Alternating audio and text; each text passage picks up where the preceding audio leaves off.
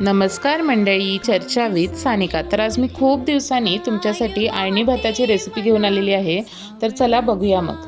त्यासाठी मी पहिला भांड्यामध्ये तेल, खडे मसाले, जिरं आणि कसुरी मेथी टाकलेली आहे। नंतर बारीक चिरलेला कांदा त्यामध्ये टाकून मी लालसर होईपर्यंत भाजून घेतलेला आहे।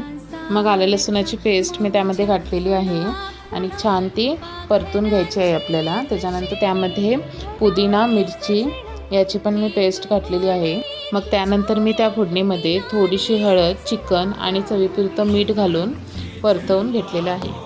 आता ते चिकन शिजण्यासाठी मी त्यामध्ये पाणी घालून ते शिजवण्यासाठी ठेवलेलं आहे। या अळणी भाताचं प्लस पॉईंट म्हणजेच इंद्रायणी तांदूळ मी ते घेतलेले आहे।